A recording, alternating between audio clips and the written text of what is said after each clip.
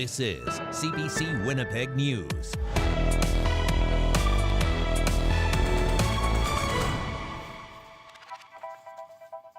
Good evening, thanks for joining us. He had a vibrant personality, loved football, and is being remembered as the heart of his team. 17-year-old Darius Hartzhorn passed away early this morning after nearly 2 weeks in critical care. The grade 12 student was injured returning the opening kick of a high school football game, leaving his family and friends broken. CBC's Felicia Adam has more. The hearts of 17-year-old Darius Hartzhorn's family are heavy. The lineman who played for Sisler Spartans took a serious neck injury in a game he played 2 weeks ago. Stephanie Shirelli, who was raising Hartzhorn, posted to social media saying he had taken his final breath early Thursday morning. The post reads, "There's comfort in knowing that D is no longer suffering. Your vibrant personality, your humor, and your boundless kindness drew people in and made them feel seen, valued, and cared for. You reminded us all how powerful it is to simply be there for one another, to lift each other up, and lead with compassion." In the days leading up to Hartzhorn's death, he was put into an induced coma because of a high fever. But over the weekend, his family said he wasn't waking up. Hartzhorn's team and classmates have been wearing his jersey number 57, making sure his jersey could be seen at games. Superintendent of the Winnipeg School Division, Matt Henderson, says support will be at Sisler High and other schools, where flags were lowered to half-mast Thursday. We have clinical support, so psychology, social work, Indigenous grad coaches, all sorts of folks headed to multiple schools where, students and staff will be impacted, and just to be there to help people process. At City Hall, Councillor Vivian Santos spoke about the teen. D was known for his kindness, strength, and the way he showed up for others. Always loving, always supporting, and always treating everyone like his family. At Manitoba's legislature, PC leader Obi Khan was emotional. Doing something you love, playing a sport, one of the hardest things you can go through, and as a parent, my heart breaks for you. Premier Wab Kinew spoke directly to Hartzhorn's family. We want to ensure that perhaps there is some comfort for you during this difficult time, knowing that the entire province is behind you. When asked about any changes to how high school football was played, Henderson said it was too early to have those conversations and that right now their focus is on those impacted. Felicia Adam, CBC News, Winnipeg. A Winnipeg family is still trying to make sense of what court heard was a brutal and senseless murder. A 33-year-old man was sentenced today for the fatal stabbing of a Winnipeg mother of 4. As CBC's Josh Crabb reports, the woman's family is still looking for an explanation as to why she was killed. Brianna Klaus's sister, mom, and best friend left court together, holding flowers and photos of the 28-year-old mother. She was a healthcare aide and wanted to become a nurse. She was a beautiful soul that got taken from us way too early. She left 4 children behind, and we live every day to make sure their lives are, a little bit better each day.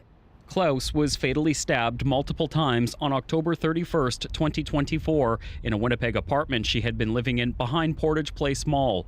At a sentencing hearing Thursday, her 33-year-old killer, Ryan John Kennedy, was given an automatic life sentence for second-degree murder with no chance of parole for at least 10 years. I just feel no justice was served. Court heard Klaus and Kennedy were friends and in the apartment together. Kennedy smoked crack and showed Klaus's roommate a butcher knife and a cleaver. The roommate left to run errands, and sometime after 1, Kennedy stabbed Klaus multiple times. Kennedy's lawyer, Mike Cook, told court his client was highly intoxicated and doesn't have a clear recollection about what happened. Cook said Kennedy remembers an argument, but not exactly what it was about. He went over to visit with his friend. They partook in a lot of drug consumption, and he remembers having words about his cousin who was killed. But other than that, he doesn't recall anything. Court heard Kennedy's grandparents survived residential schools. Kennedy was in and out of foster care and had a difficult childhood because some members of his family didn't approve of his sexual orientation. Klaus was found by her roommate lying in blood and glass on the floor of their suite. She suffered 44 sharp force injuries, including 17 stab wounds and defensive injuries. I would like a better explanation, but at the end of the day, there will be no forgiveness for him. Kennedy addressed the court, reading what he called an apology letter to Brianna's family. He told them they have every right to hate him and feel what they're feeling against him, but he told court he's deeply sorry and hopes that in time they can forgive him. Josh Crabb, CBC News, Winnipeg. The NDP are losing a key figure in their battle to end homelessness after a top appointee resigned. Tessa Blakey-Whitecloud says she's leaving her job as the Premier's advisor on ending chronic homelessness. She's been there for 10 months. Blakey-Whitecloud is now the new president and CEO of the Collaborative Housing Alliance, which works to create more housing. The alliance was started with $10 million of provincial seed money. It's since received $5 million from True North Sports and Entertainment and another $2 million from the Mann Family Trust.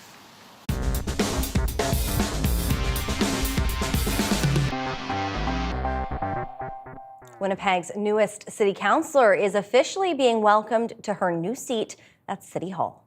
Congratulations, Councillor Emma.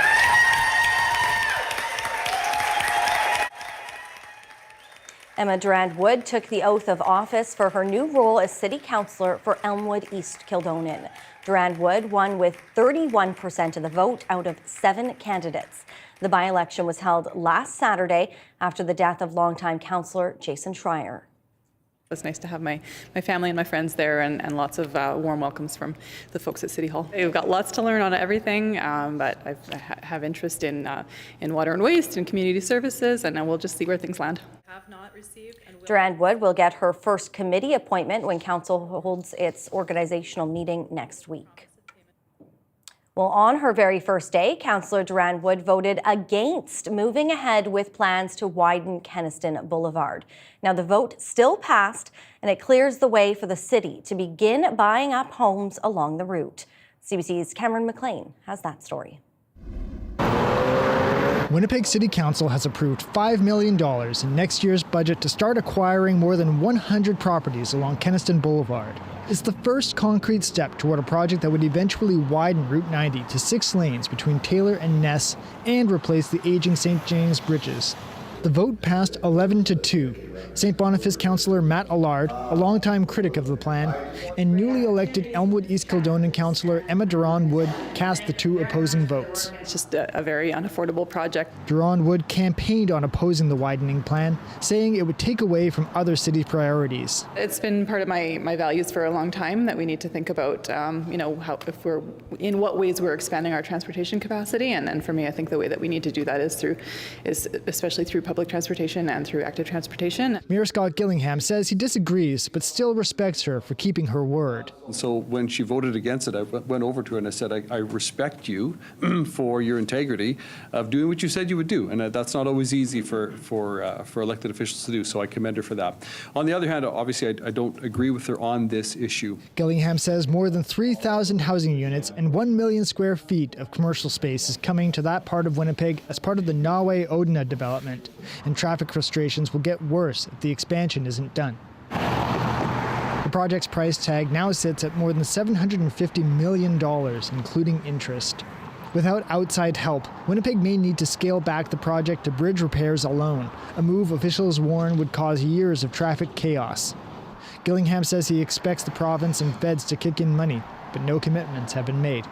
Cameron McLean, CBC News, Winnipeg. Let's bring in weather specialist Riley Lachuk. And Riley, I can't be the only one that's noticed early these mornings we are seeing that frost outside now. Not quite snow, but Not here, at least. Certainly getting chillier. Certainly, Brittany. Yeah, not quite snow yet here in the Red River Valley, but looking at some of the radar returns from the afternoon hours today, yes, some of that transition happening. Regina reporting a period of light snow through the afternoon, earlier in the morning as well, and some of that transition on the backside of an area of low pressure that sits over the border here with Saskatchewan, starting to transition some of this, in particular those higher elevations down around the Turtle Mountains, picking up some returns of snow down into the southwestern corner of the province as well. The Red River Valley, we were mostly cloudy today, a couple of hints of sunshine first thing this morning, and we've been into some drizzle on and off. As expected, we've seen some of that shower activity pushing through the province as we've gotten throughout the afternoon. 6 degrees through the Interlake, through Winnipeg, Steinbach, Winkler this afternoon, Dauphin getting to 8, Thompson at 2 degrees through the afternoon. As we get through the night, again, there's that chance out of some of this cloud cover that we do get into some scattered showers or some drizzle through the overnight hours, and the possibility of maybe even some of this transitioning into some wet flurries just because we're that close to the freezing mark at 1 degree in the city overnight tonight. 3 degrees, some sunny breaks in the morning, again out of some of this cloud cover. Could see some scattered showers again through the afternoon. We'll talk about what that means for trick-or-treating, Brittany, when I come back in a bit, and have a look at your weekend forecast as well. The only thing that matters to those kids. Thanks, Riley. You're welcome. Coming up, a water shortage has forced a Manitoba town to tap into an old water source, but it comes with a warning. That's next.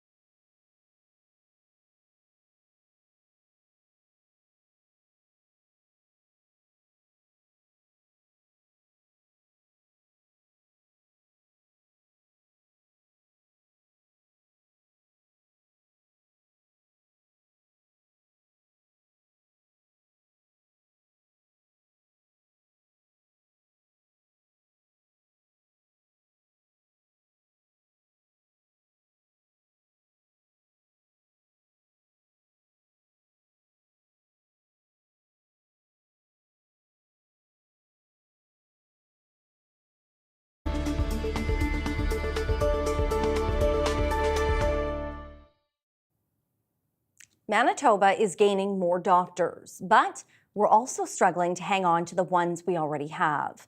That's the latest from a Doctors Manitoba report. The CBC's Bryce Hoy has been digging into the numbers. And Bryce, what does the report tell us about doctor numbers here in our province? Well, Brittany, there are two competing storylines here: recruitment wins and retention challenges.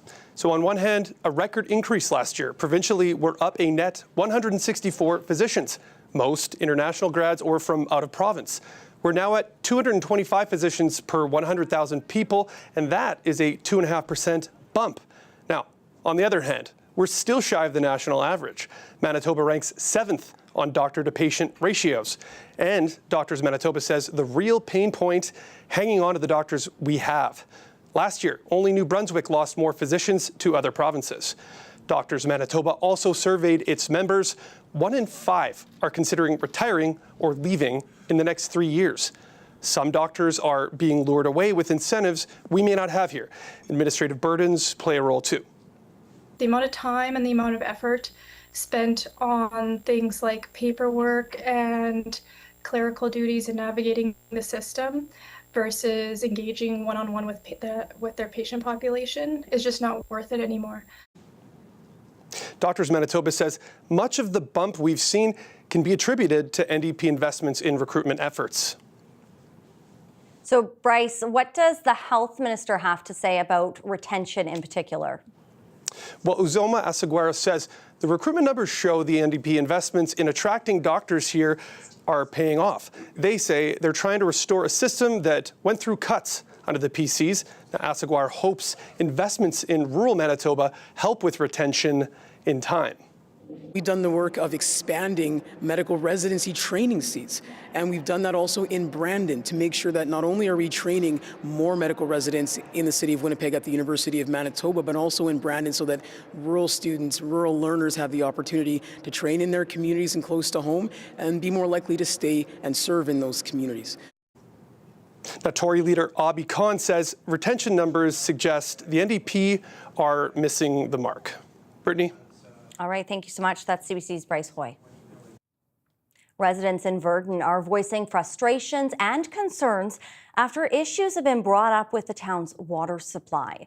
Water levels in its new aquifer hit critically low levels, forcing the town to move to a backup plan. It's now tapping into an old water source. But as CBC's Chelsea Kemp reports, that source has had issues with high arsenic levels in the past. Virden is under a water quality advisory. That's because it's returning to an old water source that tested high for arsenic. It was forced to abandon its newer well from 2021 because the aquifer was running dry. Those who live there say they want safe and reliable drinking water. They are trying, but people need to know. We need to have answers. And it's just, I think it's just people are frustrated. I had to grab bottled water so that we can, for my son who plays hockey. Virden declared emergency response measures on October 10th, when water levels started dropping in its well tapped about 4 years ago. A drinking water advisory followed on October 19th, informing the town it was switching back to its old aquifer, which had previous arsenic concerns. John Hipwell, who shared the 2021 aquifer with the town, says this all could have been avoided. He says a 2020 water supply study warned the new aquifer didn't have enough water for the town's population. They've wasted millions. There's a pipeline that goes from the new wells to Virden. It's of no use. Nursery school operator Frances Lansing has been using bottled water for years. While she trusts the town, she says there have been water quality issues in the past. Making sure that what I'm providing for the kids under my care is going to be quality and an assurance that I won't have to worry about second guessing and making sure that this is going to be safe. Hipwell says the town needs to take water conservation and quality more seriously. I get the impression for as long as water comes out the tap, everything's good. The town should have put a hosepipe ban on, a sprinkler ban, a ban on washing cars. That should have been back in the beginning of this year. Virden's mayor previously told CBC News that tapping back into the old water source may not be a permanent fix. For now, the drinking water advisory remains in place. The mayor cannot be reached for further comment. Chelsea Kemp, CBC News, Virden. The Canadian Armed Forces issued an apology for the service's history of systemic racism and racial discrimination. A formal ceremony was held in Ottawa. Manitoba Indigenous veteran Melvin Swan was at the event. In 1994, Swan won a human rights case against the military. One retired sergeant recalled what she and other Indigenous members dealt with and says the apology needs to be more than just words. An apology, while necessary, is only the beginning. Today, we do not seek empty promises or hollow gestures. We seek transformative, deep-lasting, and meaningful change. She told the veterans that their service and voices mattered and the apology belongs to them.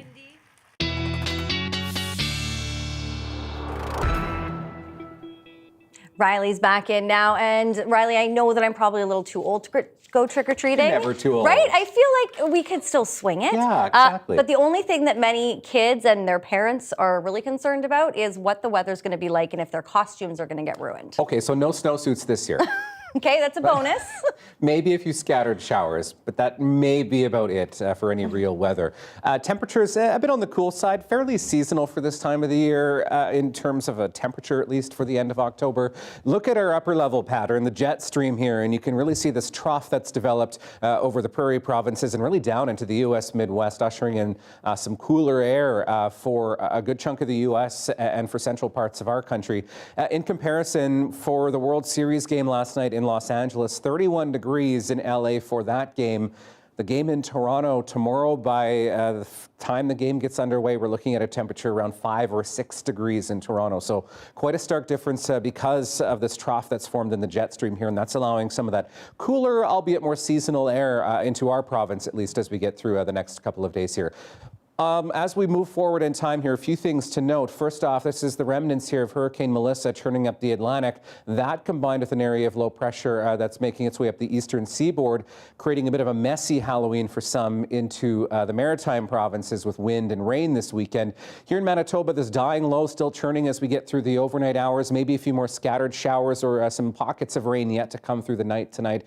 But back into parts of the southwest where we see some of those higher elevations around the Riding Mountains, for example, we could see some of this transitioning over into wet snow. There is the chance through the southern interlake into the Red River Valley that maybe we get a few snowflakes because temperatures will be really close to the freezing mark as we get through the overnight hours tonight. Into tomorrow, we get some sunny breaks back, maybe some scattered showers out of some of this cloud cover. By trick-or-treating time Friday evening, we are looking at maybe a few scattered showers, but really a mostly cloudy sky and winds that aren't too strong. So we are looking at things pretty decent for trick-or-treating as we get through Friday evening into Saturday.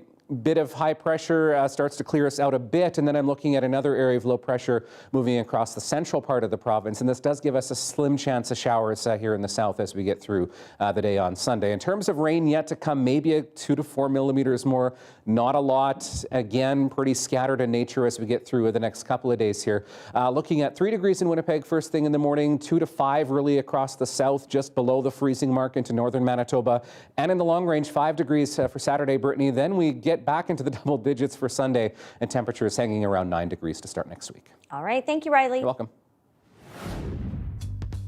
And here's a look at some of the construction currently happening at Portage Place as we head to break. We're back right after this.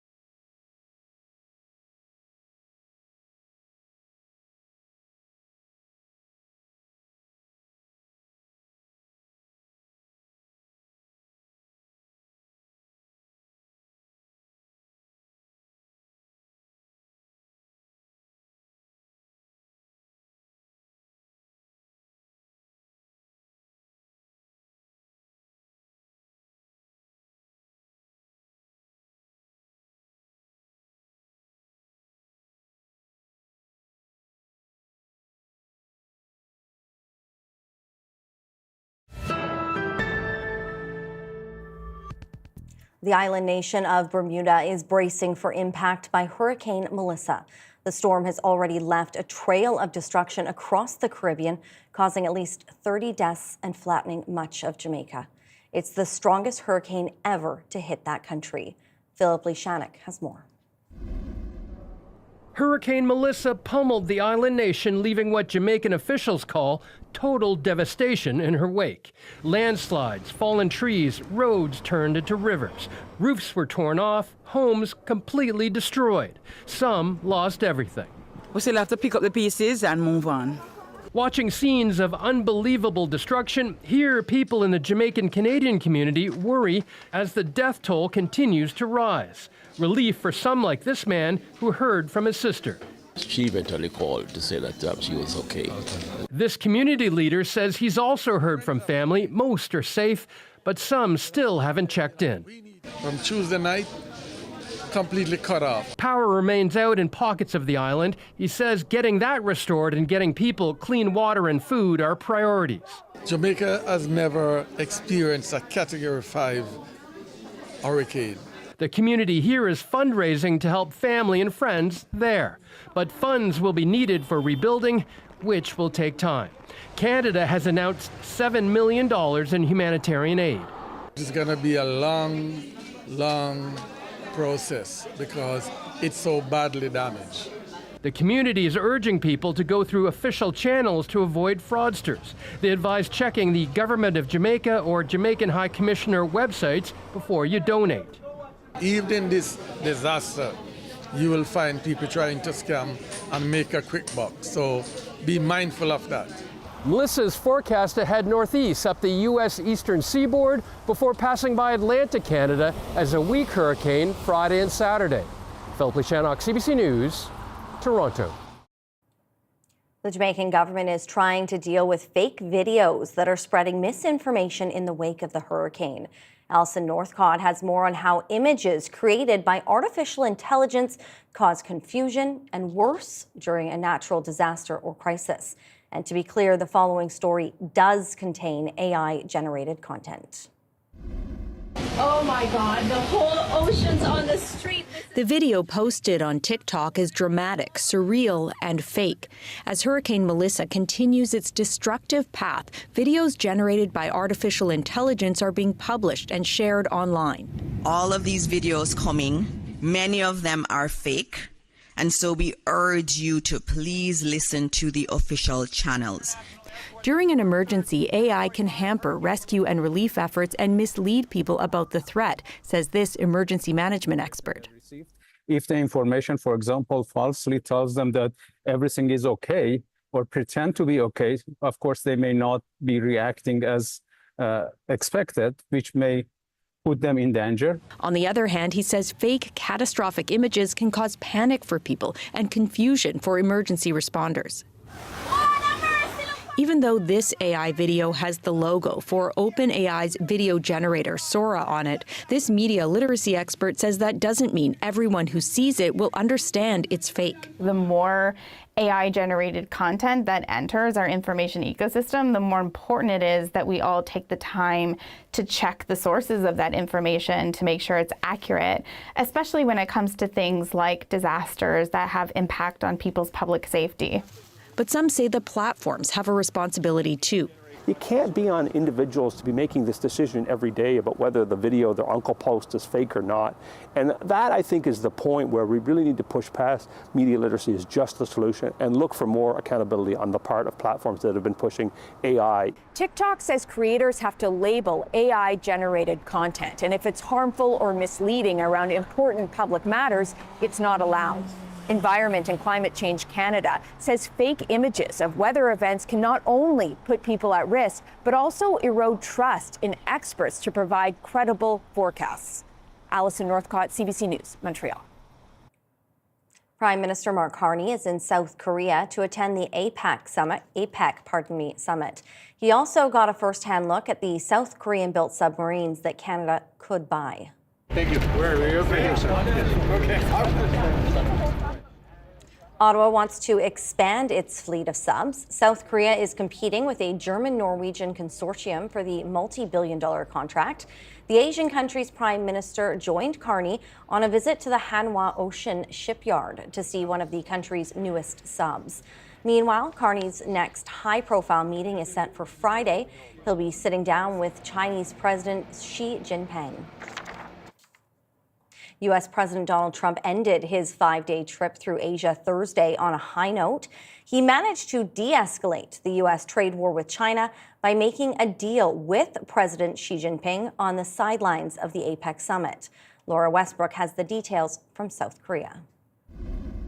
U.S. President Donald Trump described his meeting with Chinese leader Xi Jinping as amazing. He said on a scale on 1 to 10, it was a 12. Meanwhile, China's president said that the two sides had reached an important consensus. Now, the U.S. says it will cut fentanyl-related tariffs from 20% to 10%, and that China's leader had agreed to take stronger action to stop the flow of the precursor chemicals used to make the deadly drug fentanyl. China, for its part, has also said that it will pause a new set of rare earth export controls for at least a year. The lowering of tariffs is a significant victory for Beijing. They had wanted to see those tariffs come down. For the U.S. side, China is resuming its purchases of American soybeans, and that will ease the pain of American farmers, who are a key support base of Donald Trump, providing him with a significant political win. Donald Trump will also travel to China next year, and he also said that China's leader will make a reciprocal visit to the United States. The meeting has definitely dialed down some of the tensions that we've seen in recent months, with each side retaliating and hitting each other with tit-for-tat tariffs, as well as other measures like export controls. However, analysts say that the long-term strategic competition between the world's two biggest superpowers remains. Laura Westbrook for CBC News in Gyeongju, South Korea. Donald Trump has ordered the U.S. military to immediately start testing nuclear weapons for the first time in more than 30 years. The U.S. president made the announcement ahead of his meeting with the Chinese president on Thursday. Trump said he's telling the Pentagon to test the U.S. nuclear arsenal on an equal basis with other atomic powers. The decision comes after China's rapid expansion of its nuclear stockpile, and just after Russia said it completed a successful testing of nuclear-powered sub and cruise missiles. The United Nations Security Council held an emergency session today to discuss the civil war in Sudan. The African nation has been embroiled in this latest conflict for more than 2 years. But in recent days, a paramilitary group has captured the western city of El Fasher as it tries to take over the country. There are reports the fighting has killed more than 1,500 people. CBC's Chris Reyes has the latest from New York. Some experts are calling this the greatest humanitarian crisis of the moment because of the scale and the brutality, and the fact that across the board there is agreement that what's happening in Sudan is genocide. This is a civil war between the Sudanese army and Sudan's paramilitary group, the RSF, that's been ongoing since 2023. Sudan has a population of about 50 million people, and humanitarians are now saying that half of that population faces acute famine. This week marked a turning point that experts are saying has pushed this conflict to a horrifying level following the fall of Al Fasher to the RSF. This is the capital of North Darfur and the base for the Sudanese army, in a city that's already been under siege for the last 18 months, where starvation and endless bombardment was happening. Right now, tens of thousands are trapped there. At the Security Council, the UN's chief humanitarian, Tom Fletcher, pleaded for member countries to step in. Mr. President, the Sudan crisis is at its core a failure of protection and our responsibility to uphold international law. Sexual violence against women and girls is systematic. Deadly attacks against humanitarian workers are normalized. Atrocities are committed with unashamed expectation of impunity. Even more alarm bells today from UN experts behind a fact-finding report on what's happening in Sudan. They presented their findings to the General Assembly, and in it details what they called a devastating pattern of atrocities by both warring parties. The report also talks about impunity being the real issue that keeps the war going, with both sides able to do what they want, with no one holding them accountable. From one of the experts behind the report, heartbreaking stories of what they gathered firsthand. The brutality is horrendous atrocities that have been committed. And in one case, he said, they had to use like a house to pack all their relatives' dead bodies. And they were over 30 they have to put together and run away in the communities. So they haven't even been able to bury their loved ones. The message from humanitarians is for the world to pay attention, to heed the call for aid, and not to abandon the Sudanese people. Chris Reyes, CBC News, New York. A massive Russian drone and missile attack on Ukraine's energy sector has caused power outages across the country once again. 3 people were killed and more than a dozen injured in the overnight assault.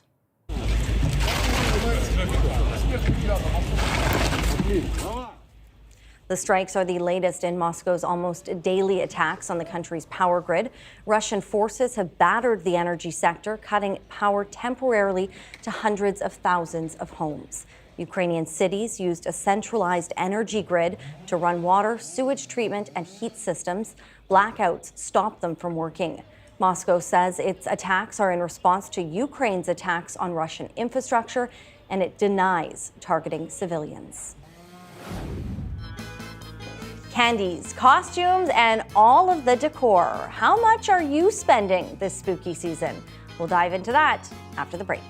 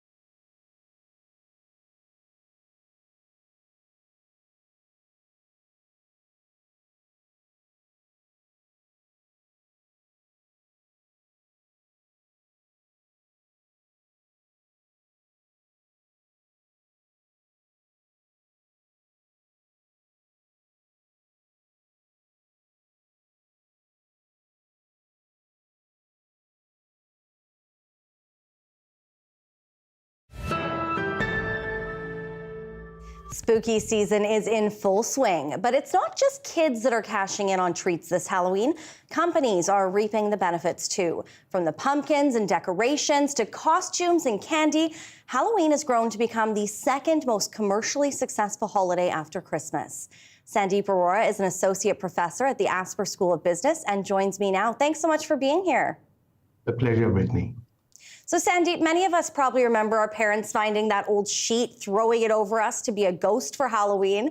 How has Halloween really blown up to become such a big spending season? Which is surprising, right? Especially given in today's environment with rising inflation and higher economic uncertainty. Customer spending on Halloween continues to climb, which is kind of paradoxical. And the more I think about it, I can kind of think of many factors, cultural, emotional, and social, which kind of almost override this financial caution that you would expect people to exercise during this uncertain time. So I feel that Halloween's inclusive and universal nature, a community-centered event, ability to foster joy among community, maybe some nostalgia, as you said. Parents would have celebrated Halloween when they were kids, and almost kind of emotional relief that these events provide our community makes it a very unique celebration. And I think as it evolves into almost a full-fledged lifestyle event, I think brands across industries are also capitalizing at it, and they see it as an opportunity to make it even a bigger commercial event, and then actually which further fuels its growth. So many of us looking for that little bit of escape during these difficult times. But looking at some of the statistics from last year, the average household in Canada is spending close to $70 on Halloween, many going well above that. So what is really driving some of those spending trends? So, in fact, let me just kind of talk about some of the cultural factors. For example, you can't think of many events which are so inclusive and universal in nature. Such a universal appeal that this particular event has. For example, Halloween transcends religions and cultural boundaries. Actually, it's something that can be celebrated widely among a very diverse population like that we have in Canada. It's very secular in nature and very playful in nature. And, not to be left behind, pets are also joining the Halloween celebration with more and more pet owners dressing up their pets on Halloween. So that's something which I think makes Halloween such a big event.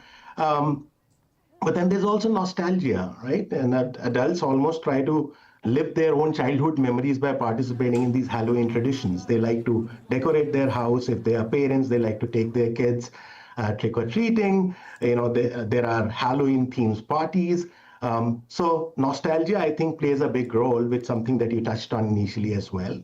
I think Halloween also fosters this, kind of engagement among neighborhood, that you want to, your neighbors have put these decorations on. You also want to do it. You want to give back to the community, decorate your house. So the collective ritual, this event that has become, and the social bond that it makes stronger, I think, the sense of togetherness it brings, I think it makes it very, very, a big event and something that everyone wants to be a part of. When people are going through tough times, communities come together.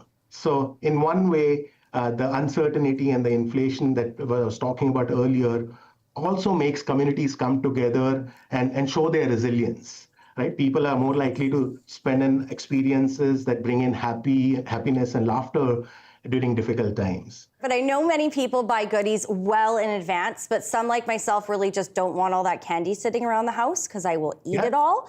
So does the timing of when we purchase things really change the impact that we see when it comes to the economics of all of this? One big factor that plays into it in terms of how much people are spending and when they're spending money on Halloween, candies and products, is the impact of social media. So you have these such visually appealing social media platforms like Instagram, TikTok, which I think amplify Halloween tradition, right? They encourage people to buy products, then show those products to their followers, and then those followers might get motivated by looking at what's happening on the social media and the people they're following, and they might again go and kind of go ahead and buy these products themselves much earlier and maybe spend more money on these products as they would have done earlier. And then you can imagine that this being a snowball effect. And who doesn't love a little bit of free candy when you go out with the kids trick-or-treating? Sandeep, thank you so much for joining us. It's a pleasure. Thank you, Brittany.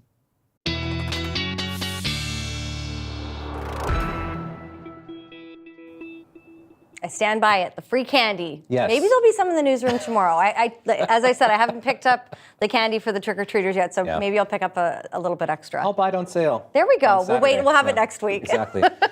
Okay, so we'll talk about the trick-or-treating forecast in particular in just a moment. Maybe some scattered showers. I want to get to the dog walking forecast first, though, because that will likely happen earlier in the day, especially if you've got kids that are going trick-or-treating later on. Or maybe you're taking the pup with you. I don't know. Anyway, here we go. It's Peaches, just glowing in the sunshine here. Thank you, Carla, for sending this picture and probably itching to leave the house to get out for a bit of a walk. Well, you know what? We're in for another kind of dreary day tomorrow, maybe some scattered showers across the southern part of the province again. 3 degrees first thing in the morning, looking at a high around 5, and anytime we get into some of this cloud cover tomorrow, there's the chance that we run into a few scattered showers here and there. And by supper time, by the time we're getting that trick-or-treating started, about 4 degrees. Stick around. I've got a bit of a treat for you in just a moment here. Okay, I just want to touch quickly on what's happening with Hurricane Melissa. You can see it churning up the Atlantic here with another area of low pressure up the eastern seaboard. This is going to impact the Maritimes as we get through into the weekend here. Melissa itself still at a Category 2. It's gained a bit of strength since it crossed through the Caribbean, through the Bahamas. Now on track to getting into and grazing past Bermuda, which will feel the effects of the wind, the storm surge, and the rain as we get through the next 24 hours or so here as that system makes its way toward Atlantic Canada. Overnight temperatures here in our neck of the woods around the freezing mark, where we do see some of these temperatures close to freezing. We do have the risk of running into a few scattered flurries. I think even into the Red River Valley, there is that possibility overnight tonight. Looking at temperatures around 2 to 4 degrees in the Interlake tonight. Temperatures just below the freezing mark in Grand Rapids could see some of that mixing and some scattered precipitation, -3 in Thompson. And as we get through the day on Friday, pretty cloudy skies. Northwesterly wind will really put a bite into things along the Hudson Bay coast. We could run into some flurries and a temperature falling in Churchill to -3 by the afternoon. 2 degrees through the PA OCN, 3 in Grand Rapids. Pretty cloudy tomorrow, and there's some of that precipitation as it makes its way south as we get through the day tomorrow. On the backside of this, winds shift around to the north to northwesterly, and that could spark some scattered showers as we get through the afternoon hours still for the Red River Valley. Okay, time for a bit of a timeless classic here. Couldn't do a Halloween without pulling out the old dancing mummy here. So as we get through Halloween evening tomorrow, at least for Winnipeg, really across most of south and central Manitoba, looking at temperatures around 3 degrees. Again, I put the rain icon in, maybe some scattered showers as we get through into the evening, Brittany. So maybe bundle up a bit. All right, thanks, Riley. You're welcome. Well, it was a flop with mainstream audiences, but when it hit theaters, the Rocky Horror Picture Show soon gained a cult following. Now, a live production is being staged here to mark its 50th anniversary. Shanali Vidal has more. You've seen all kinds of movies, but you've never seen anything like the Rocky Horror Picture Show. Watching the Rocky Horror Picture Show has long been a Halloween tradition, and this year, a Winnipeg community theater group is staging a live production of the campy musical in honor of the film's 50th anniversary. The musical started in England in, I believe, 1973, and it became a film in 1975. They're probably foreigners with ways different than our own. It speaks to the outcast in everyone, because at some point in your life, you're going to feel a little bit out of place, and this show definitely embraces that and runs with it. How early that was to tackle LGBT issues, drag, all those kind of things that weren't as accepted as they are today.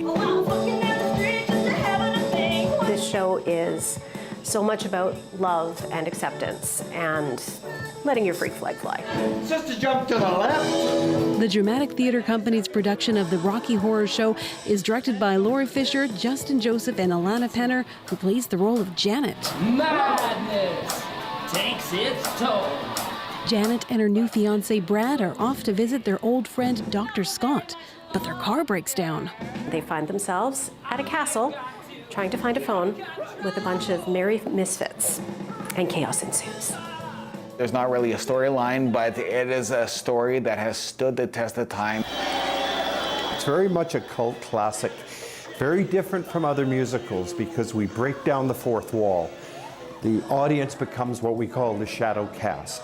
And the Rocky cultists know that they come in costume and they dress up as Magenta or Columbia or Riff Raff. It's not your normal family entertainment, but we know that our audiences will come and have a blast because they're part of the show. Let's do the time once again.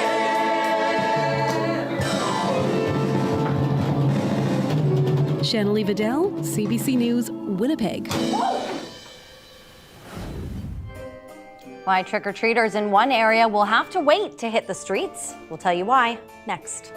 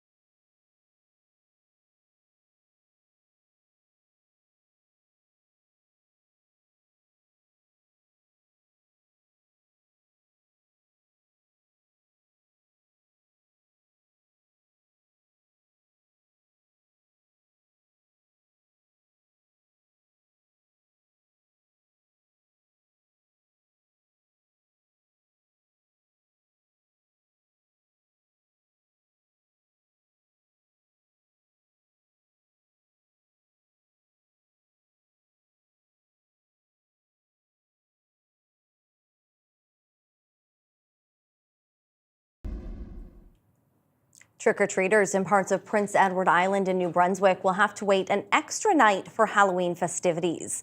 Environment Canada has issued a special weather statement. Heavy rain and strong winds are expected to hit some areas tomorrow.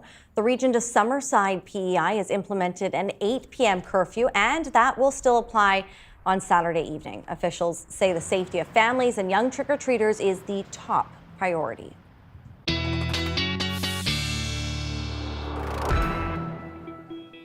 Okay, as for our Halloween here in Manitoba, well, no snowstorm this year. I know it's happened in the past, but do prepare for temperatures in the single digits as we head into the evening hours. High tomorrow in Winnipeg into Saturday, 5 degrees. Again, the time change happens as we get into Sunday morning.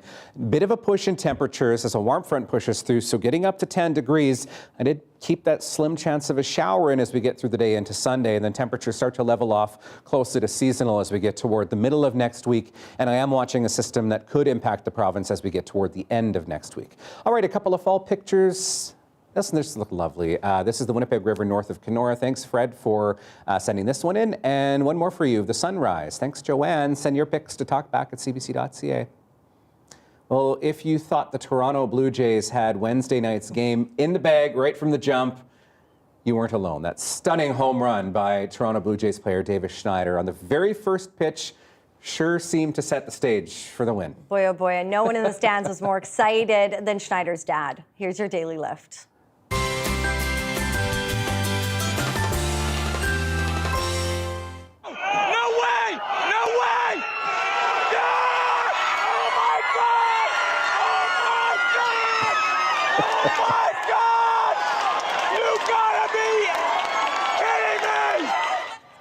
You might call it the ultimate dad cam. Schneider's father, Steve, was recording in Dodger Stadium when his son hit that opening bomb.